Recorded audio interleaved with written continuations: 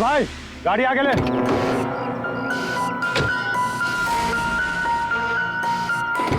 बोला ना तुझसे गाड़ी आगे ले तो आगे ले। अरे भाई कैसे आगे लूं, गाड़ी खराब हो गई है ना। प्रॉब्लम बाद में देखना, धक्के मार के आगे लो पहले। थोड़ी आप लोग भी मदद कीजिए। हम क्या मदद करें, तुम जल्दी। इस आदमी को मैं पहचानता हूँ सर, इसका मतलब हमारी इन्फॉर्मेशन एकदम सही है। यानी कि वो रूट नाम का कंप्यूटर हैकर इसी जगह पे होगा, और वो रूट जरूर कोई खतरनाक प्लानिंग कर रहा है सर। चाहे कुछ भी हो जाए उसे जिंदा पकड़ना है, ये जानने के लिए कि उसका मिशन क्या है। और इस मिशन में तुम दोनों साइबर कॉप की आगे भी जरूरत लगेगी। तुम यस सर। यहाँ बाहर गेट पे खड़े रहना। ओके बाहर सर। नजर रखना। चलो।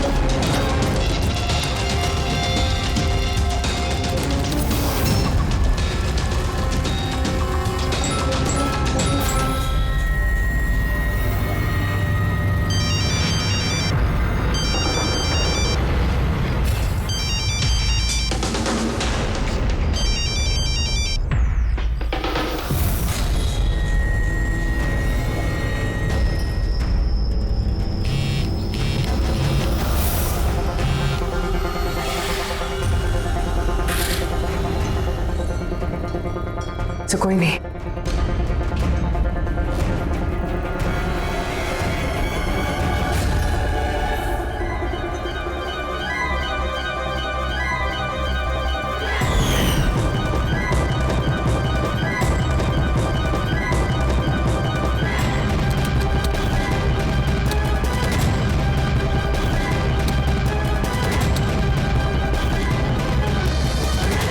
आप रेडी?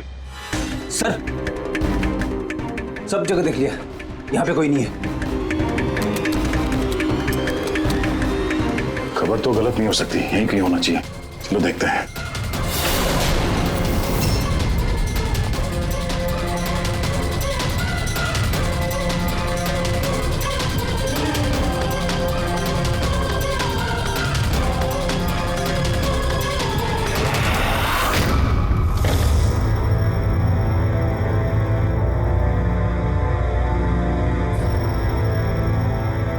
तो कोई नहीं है।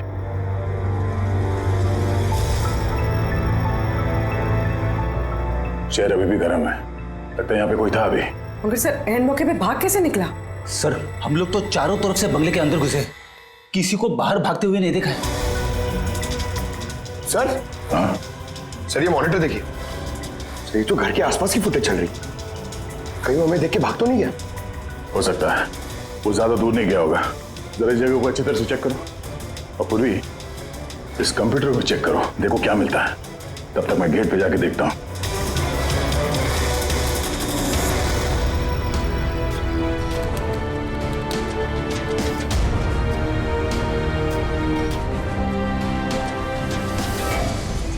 महेश,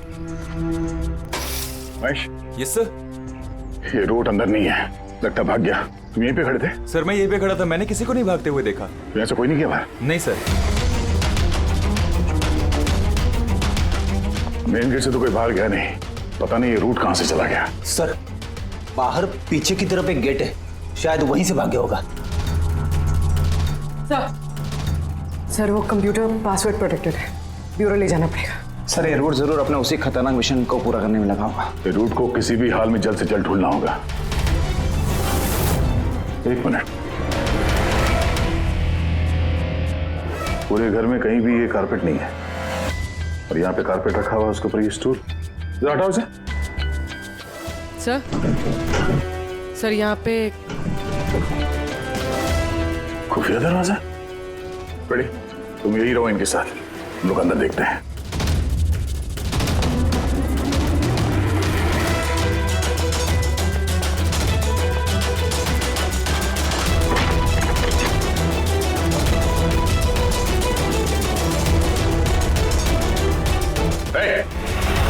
अब अगर अपने बचाव में कुछ कहना चाहती हो तो यही वक्त है। मुझे कुछ नहीं कहना, जो भी कहना मेरा वकील कहेगा। सर हमने इस रूट का कंप्यूटर सिस्टम एक्सेस कर लिया है और इंक्रिप्शन में भी सफल हो गए हैं। कुछ पता चला? हाँ सर इसने पिछले कुछ दिनों में इंटरनेट पे भयानक वीडियोस पोस्ट किए हैं। डार्क वेब पर sir. Actually dark web internet की एक ऐसी काली जगह होती है सर, जहाँ पर हर मुजरिम अपने गैरकानूनी कामों को एक टेक्नोलॉजी की मदद से अंजाम देता है, जैसे हथियारों की तस्करी हो, किडनी की चोरी या फिर किसी को मारने की सुपारी। सर ऐसा कोई भी काम नहीं है जो इस साइट पर नहीं होता है। समझ में ये बात नहीं आती, जब सब कुछ इतने खुले में होता है, सबको पता है, तो इसे रोकने के लिए हम कुछ करते क्यों नहीं? सर ये इतना आसान नहीं है। एक्चुअली इस साइट पर जाने के लिए आपको एक कंप्यूटर सॉफ्टवेयर की जरूरत होती है, जो चुनिंदा हाई प्रोफाइल मुजरिमों के पास ही होता है। जैसे कि ये रूट। Yes sir.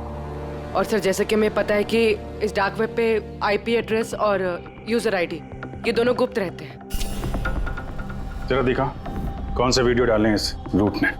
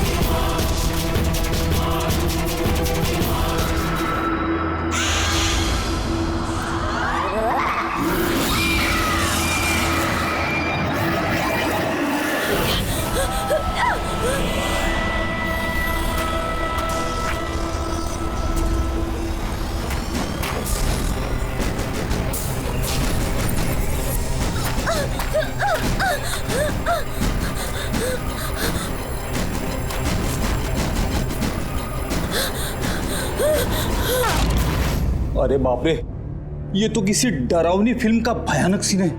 ये सीन क्यों डाला डार्क वेब में? सर ये किसी फिल्म का सीन नहीं है, ये सब असली में हुआ है और किसी हीरोइन के साथ नहीं, बल्कि एक मासूम लड़की के साथ। जहां तक मुझे याद आ रहा है इसे स्नफ फिल्म कहते हैं ना?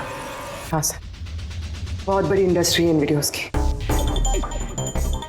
कौन है ये लड़की? मुझे नहीं पता। तुम जिम्मेदार हो इसकी मौत की?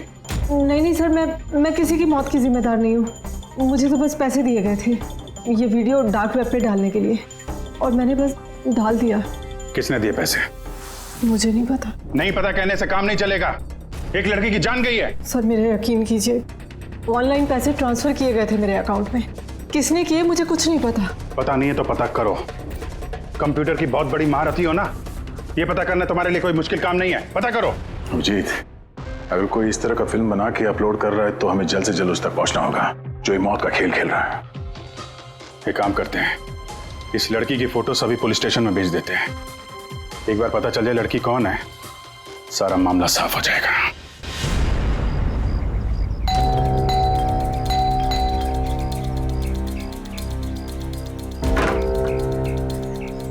जी कहिए, किससे मिलना है? ये रिया का घर है ना? हाँ, मैं उसका पापा। आइए। वो हम लोग CID से हैं। आपके लिए एक बुरी खबर है। आपकी बेटी रिया अब इस दुनिया में नहीं रही। पता है, मगर आप उसके मौत के 10 दिन बाद क्यों आए हैं ये सब बताने? आपको पता है कि आपकी बेटी रिया की मौत हो गई है? आप उस कार एक्सीडेंट की इन्वेस्टिगेशन के लिए आए हैं ना, तो आपको ये तो मालूम पड़ा होगा कि रिया का तो फ्यूनरल भी हो गया है। एक मिनट, आप किस कार एक्सीडेंट की बात कर रहे हैं? वही जिसमें हमारी रिया चल बसी है। शेयर टैक्सी में वो पुणे जा रही थी। नहीं, रिया की मौत कार एक्सीडेंट में नहीं हुआ है। ये क्या कह रहे हैं आप? एक मिनट, यही रिया है। हाँ, ये रिया ही है। एक्सीडेंट वाले दिन उसने यही कपड़े पहने थे। एक मिनट, सॉरी बाबू, लगता है कुछ कंफ्यूजन है। आप जरा बताइए कि आपकी बेटी रिया का कार एक्सीडेंट कैसे हुआ था? शेयर टैक्सी में वो पुणे जा रही थी, 7 और लोग भी थे उसके साथ। तो रास्ते में उसकी गाड़ी का बड़ा भयानक एक्सीडेंट हो गया। पूरी कार आग के लपटों में झुलस गई। मरने वालों के तो चेहरे तक पहचान में नहीं आ रहे थे। तो आप लोगों ने रिया को कैसे पहचाना? उसके सामान के जरिए बस हम उसे पहचान पाए। आपने ये नहीं बताया कि ये फोटो कब की है? वैसे हम लोगों को भी पता नहीं कि ये फोटो कब की है, पर पता चलते ही हम आप लोगों को बता देंगे। लगता है रिया का ये एक्सीडेंट सिर्फ एक दिखावा था, उसकी मौत की असली वजह को छुपाने के लिए। सर, अगर रिया का कार एक्सीडेंट एक दिखावा था तो वो बाकी के 7 लोग जो उसके साथ गाड़ी में थे, कहीं वो भी रिया की तरह ही तो नहीं मारे गए? हो सकता है। सबके परिवार वालों से मिलना पड़ेगा। किस्मत अच्छी थी हमारी कि जो 7 लोग एक्सीडेंट में मारे गए थे उनमें से एक का अंतिम संस्कार नहीं हुआ था। देखते हैं डॉक्टर सालुंके इस लाश से क्या सुराग निकाल पाते हैं। वैसे भी लाशें इतनी बुरी तरह से जल गई हैं कि चेहरा पहचान पाना मुश्किल है। तुम लोगों का शक एकदम सही था। ये लाश टोनी की नहीं। लग ही रहा था सर हमें, लेकिन ये कौन है कुछ पता चला? नहीं यार, ये तो पता नहीं लगा है कि ये लाश है किसकी, लेकिन ये पता चला है कि इस आदमी को कैसे मारा गया। मैंने इसके बॉडी का स्कैन किया तो पता लगा कि इसके पेट में चाकू का बहुत गहरा घाव है। चाकू से? हाँ, चाकू का। और मुझे लगता है उस चाकू के वार की वजह से ही इसकी मौत हुई। मतलब चाकू से मारा किसी और को और उसे टोनी बता के एक्सीडेंट का हिस्सा बना दिया। ये गैंग आखिर करना क्या चाहता है? और इस आदमी की मौत 3 हफ्ते पहले ही हुई है। ये कार एक्सीडेंट हुआ 10 दिन पहले। वही तो, मतलब कार जब एक्सप्लोजन में जलाई गई उससे कहीं पहले इस आदमी की मौत हो चुकी। 3 हफ्ते से इसकी लाश संभाल के रखी थी ताकि इस भयानक खेल को अंजाम दिया जा सके। यार एक काम करते हैं, जहां पे एक्सीडेंट हुआ था वहीं पे चलते हैं, पता करते हैं एग्जैक्टली उस दिन हुआ क्या था। मैं तो मजे से कार चला रहा था सर, और रेडियो पे गाने सुन रहा था।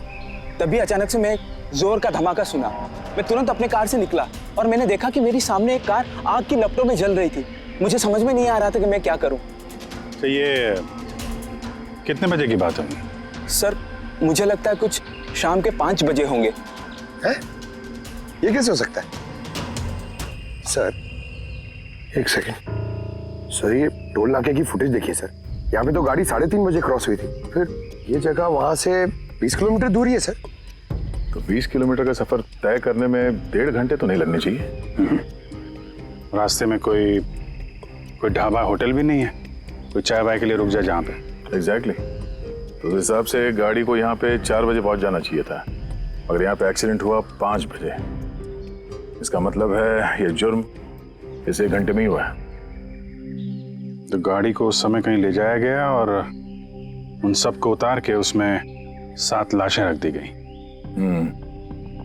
और उसके बाद गाड़ी को यहाँ पे लाके ब्लास्ट करवा दिया।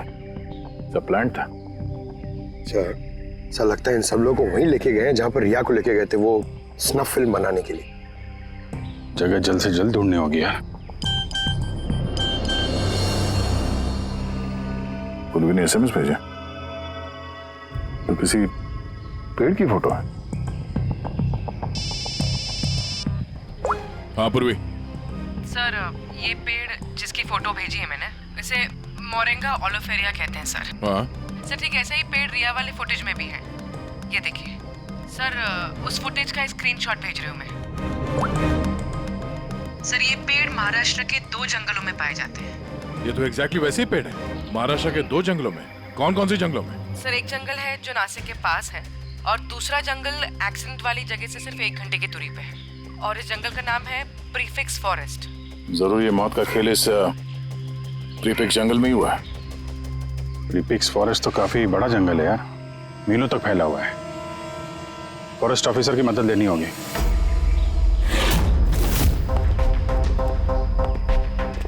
इस जंगल में ये सब हो रहा है, यकीन नहीं होता।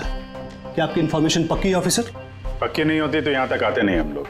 आप बताइए कुछ हाल फिलहाल में ऐसी कोई घटना आप लोगों ने कुछ सुनी हो, कुछ देखी हो, जंगल के अंदर कुछ हुआ हो? बिल्कुल नहीं, और अगर ऐसा कुछ होता तो हम जरूर उस पर ध्यान देते। चलो कोई नहीं, फिर भी अपनी तसल्ली के लिए एक बार हम जंगल देखना चाहेंगे। श्योर।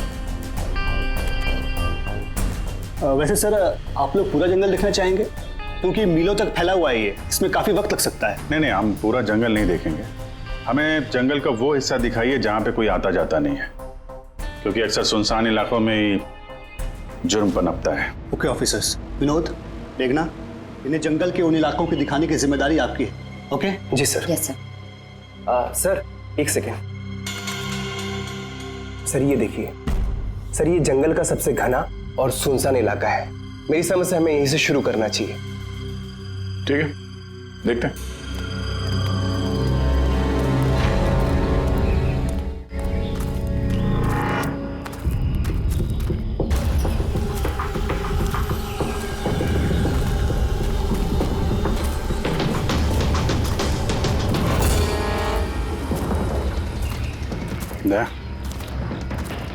यहाँ पेड़ पे देखा?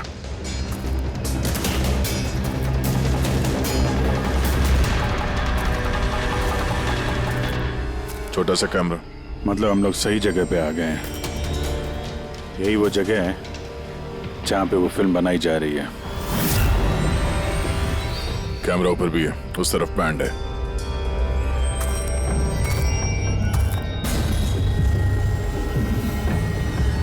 शायद इस कैमरे से कुछ पता चले उनके अड्डे के बारे में। नहीं अभिजीत, ये तो हाई एंड वायरलेस कैमरा है। इसके जरिए पता लगाना मुश्किल है कि इसमें जो स्टोर्ड फुटेज है वो कहाँ से ब्रॉडकास्ट हो रहा होगा, और इस जंगल में पता नहीं और कितने कैमरास हैं। देखते हैं, आगे शायद कोई कैमरा मिल जाए जिससे कुछ पता चले।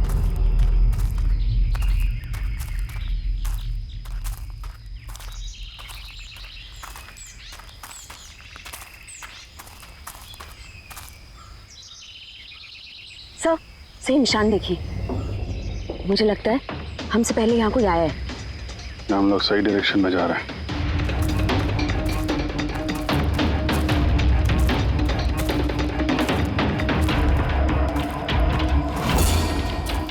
सर ये निशान यहीं तक है। सर इसका मतलब उनका अड्डा यहीं कहीं है।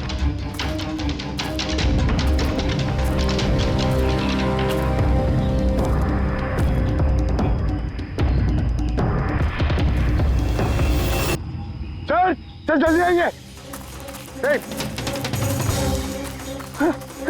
एक मिनट, चल।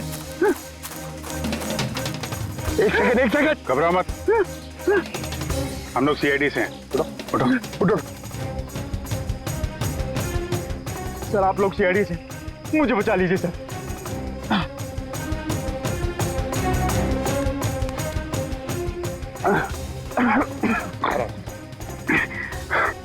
यहाँ फंस कैसे गए तुम?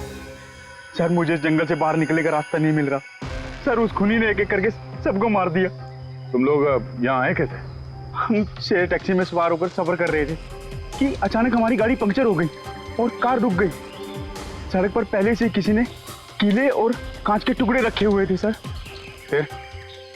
फिर इसके बाद कुछ लोग आए जिनके चेहरे नकाब से ढके हुए थे, और जब तक हम कुछ कर पाते उन्होंने हमें बेहोशी के इंजेक्शन लगा दिए।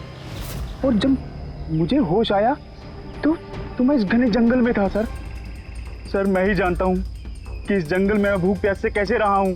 कभी लकड़ी खाई तो कभी पेड़ के पत्ते, और जब भी किसी के चिल्लाने की आवाज आती तो समझ जाता किसी की जान चली गई। यहाँ जगह जगह कैमरे लगे हुए हैं। तुम्हारी किस्मत अच्छी थी कि तुम उनके पकड़ में नहीं आए। सर पकड़ इसलिए नहीं पाए क्योंकि उन्होंने एक कैमरा मेरे कमीज के बटन में लगाया हुआ था, और वो बटन मैंने तोड़कर फेंक दिया। शायद इसी वजह से वो मुझे ढूंढ नहीं पाए। तुम्हें अंदाजा है कि बाकी के लोगों में कितने लोग जिंदा हैं अभी तक? मालूम नहीं सर, पर कल रात जब मैं पेड़ पर बैठा हुआ था मुझे किसी के चीखने की आवाज़ आई थी। न जाने वो उनको घायल कर रहे हैं या फिर जान से मार रहे हैं सर।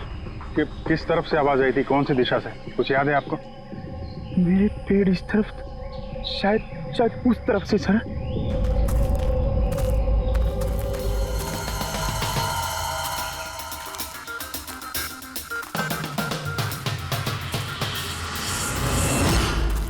सर खून।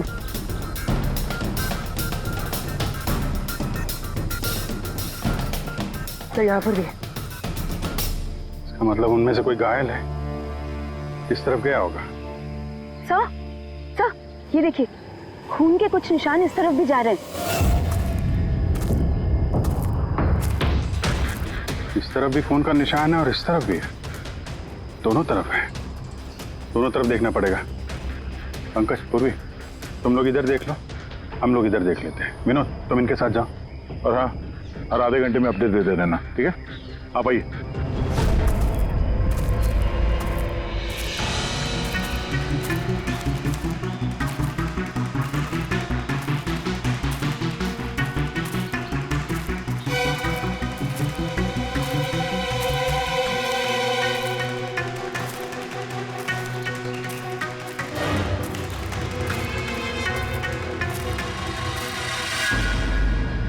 एक मिनट, वो क्या है?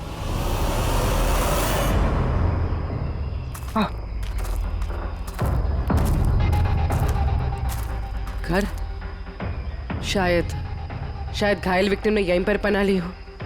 जंगल के बीच में घर, मगर नक्शे के हिसाब से तो यहाँ कोई घर नहीं था। हो सकता है ऐसे फिल्म बनाने वालों को ऐसे लोकेशंस की जरूरत पड़ती है ताकि उन्हें कोई ट्रैक ना कर सके। हो सकता है उस घर में जो घायल आदमी है वही मुजरिम हो सकता है पंकज, और ये भी हो सकता है कि आगे और भी कैमरास लगे हों। होशियार रहना।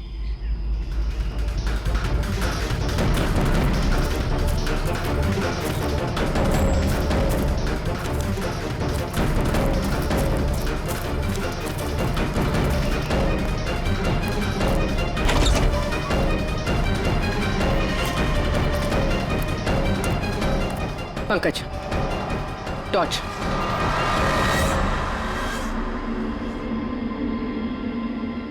ये घर तो एकदम हिंदी फिल्मों की डरावनी पिक्चरों जैसा।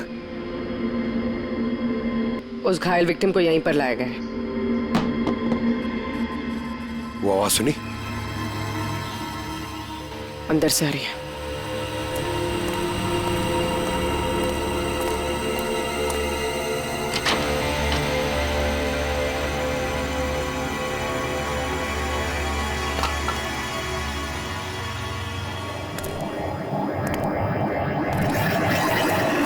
छोड़ दो मुझे जाने दो।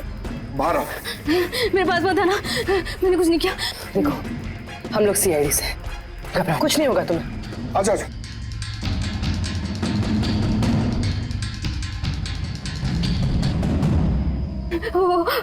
वो यहीं पे, वो यहीं पे। अरे पूर्वी, ये लाइट कहाँ से आ रही है? पंकज, मुझे कुछ दिखाई नहीं दे रहा। अरे पंकज सर, पूर्वी मैम, पंकज सर।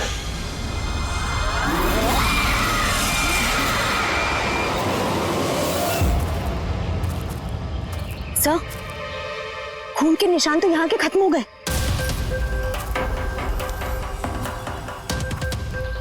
ऐसे कैसे हो सकता है? घायल आदमी अगर यहाँ पर आएगा तो यहाँ से अचानक कैसे गायब हो जाएगा? शायद वो मुजरिमों के हाथ लग गया हो, यहाँ इस पॉइंट पे पहुंचने के बाद। हो सकता है। पता नहीं मोहित के अलावा और कोई है जिंदा कि नहीं।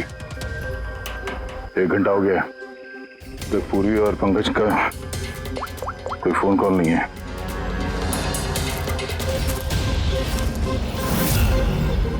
पूरी फोन उठा नहीं रही है। पंकज, देखता हूँ।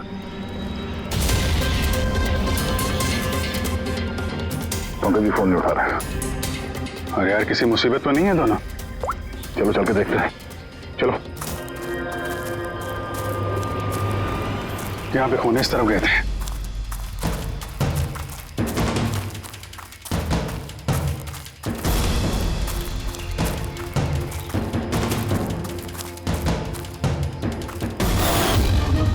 घर के अंदर शायद कोई हो, अंदर जाके देखता हूँ।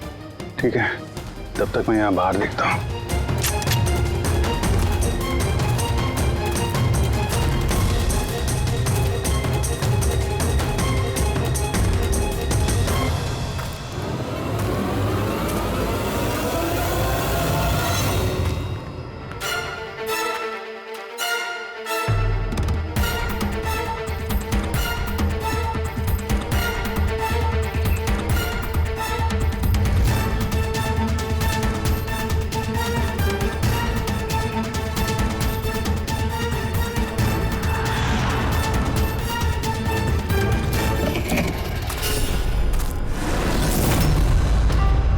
पंकज कब है?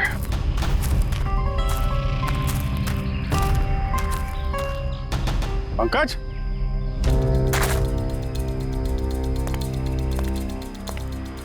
पंकज?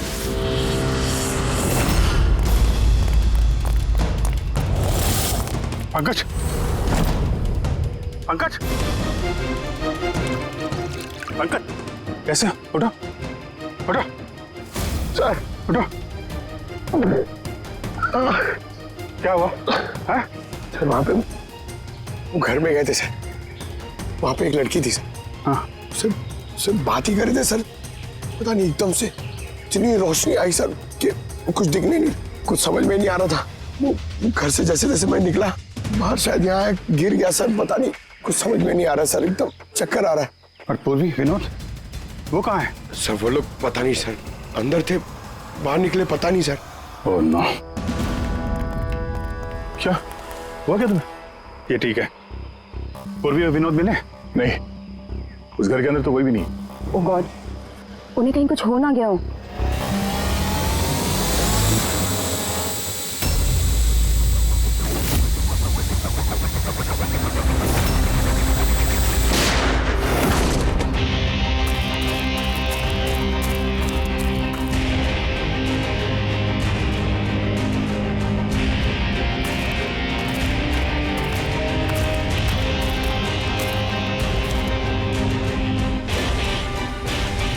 ये सब तो बड़ा मुश्किल होता जा रहा है।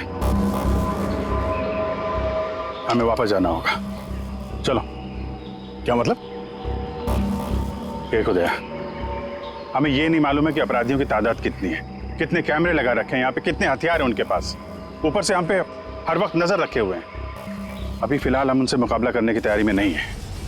और पूर्वी, उसे यहाँ पे अकेला छोड़ के चले जाएंगे हम?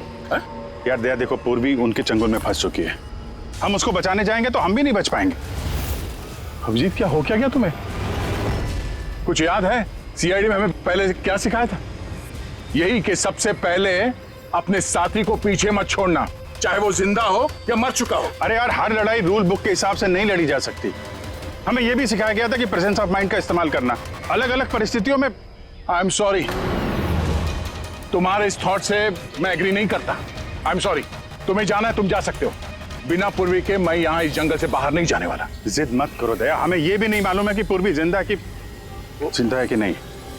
अभिजीत वो एक सीआईडी ऑफिसर है, इतनी आसानी से हार मानने वाली नहीं है। वो बेचारी अकेली लड़ रही होगी उन मुजरिमों से, और अब जब उसे सबसे ज्यादा जरूरत है हमारी, हम पीठ दिखा के भागेंगे यार। ज्यादा जरूरी यह है कि जो लोग उस गिरोह के कैद में नहीं आए हैं उनको बचाया जाए।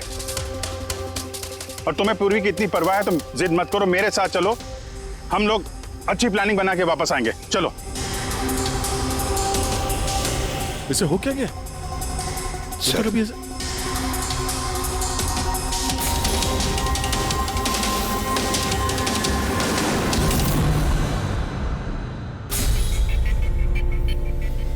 सीआईडी के इतिहास में ऐसा पहली बार हुआ होगा कि सीआईडी किसी से डरकर दुम दबाकर भाग गई।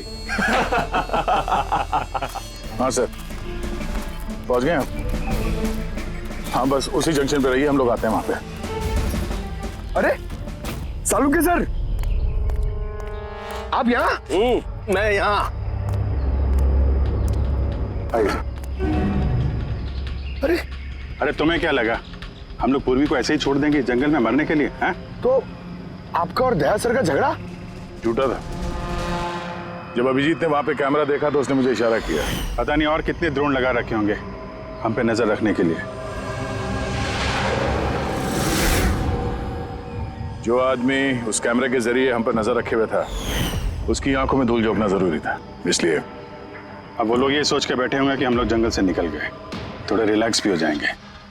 यही मौका है हम पे हमला करने का। अभिजीत ये लो, ये तुमने मंगाया था। ये क्या डिवाइस है सर? ये जैमर है पंकज। आसपास इस एरिया में जितने भी कैमरे होंगे सब जैम हो जाएंगे। अब वो हम पे नजर भी नहीं रख पाएंगे। और ये ड्रोन पे जो कैमरा लगा है इसकी रेंज 7 किलोमीटर है सिर्फ। बैटरी तो खत्म होने वाली है। इसका मतलब अगर हम इसे नहीं पकड़ते तो ये वापस उनके अड्डे पे जाता बैटरी बदलने के लिए। जरा आईपैड निकालना, नक्शा निकालो उसमें।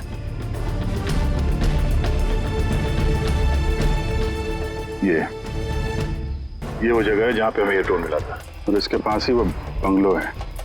लगता है यही होगा मुजरिम का ठिकाना। तो चलते हैं, चल के आज़ाद कराते हैं पूर्वी और बाकी जो जिंदा बचे हुए लोग हैं उनको। चलो। नहीं सर, आप मेघना और मोहित आप लोग यहीं पे रुकिए, हम लोग देखते हैं।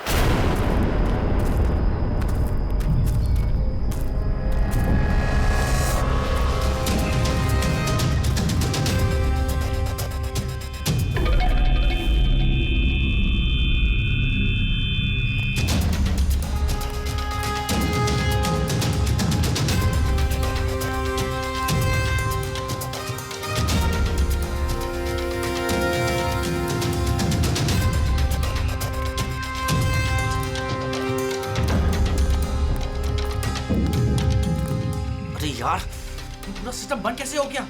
देखना कुछ जैसे आवाजें आ रही हैं। कैसे हो सकता है पूरा सिस्टम?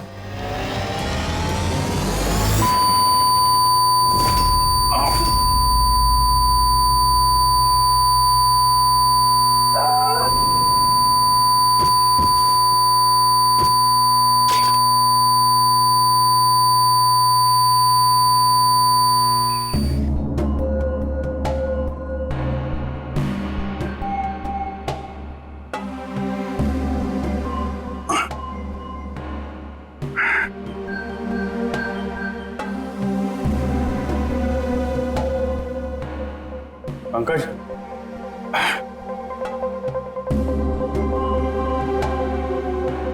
पंकज, हमारे स्वागत की पूरी तैयारी कर रखी थी इन लोगों ने। सर ये लोग अगर हमें मारना चाहते तो पहले ही मार देते। हमें मारते हुए क्या ये फिल्म बनाना चाहते हैं?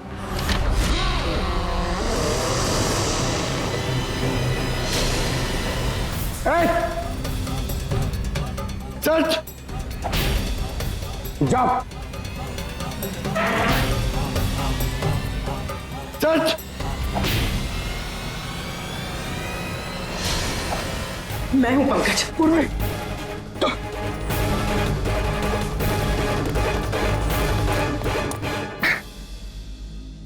तुम ठीक हो? हाँ सर। वो लोग किधर हैं? सर उस तरफ।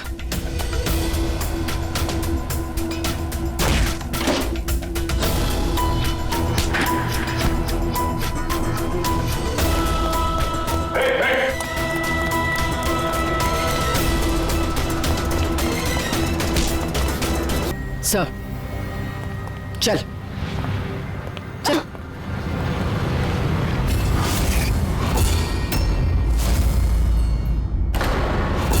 मेघना तुम? वाह, हमें तो लग रहा था कि हम मुजरिमों की आंखों में धूल झोंक रहे हैं। अब किसे पता था कि हम मुजरिम को अपने साथ ही लेके घूम रहे हैं। आप लोग यहाँ कैसे? किसने छुड़वाया आप लोगों को? सीआईडी को कैद करना इतना आसान नहीं। मौका देखते ही मैंने वो खिड़की तोड़ी और वहां से बाहर निकल गई।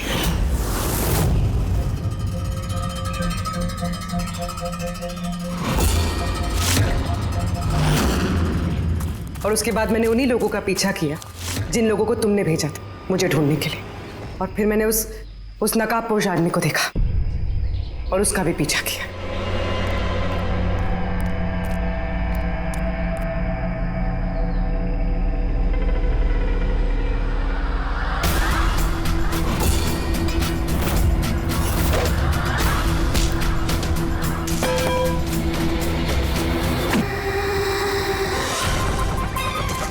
देर बाद जब मुझे होश आया तो मैंने देखा कि मगर इससे पहले कि मैं बाकी ऑफिसर्स तक पहुंच पाती, तुम्हारी उस सोनिक बूम वाली आवाज ने इन्हें बेहोश कर दिया था।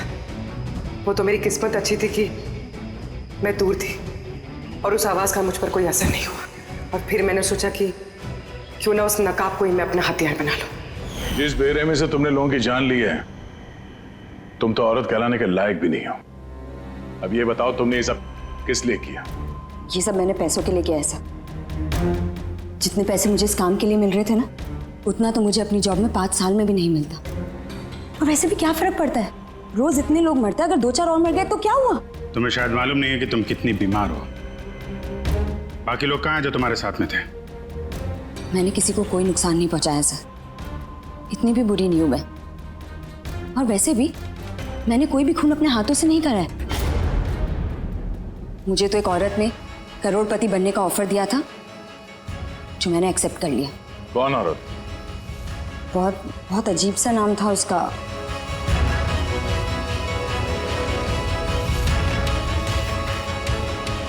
रूट। रूट?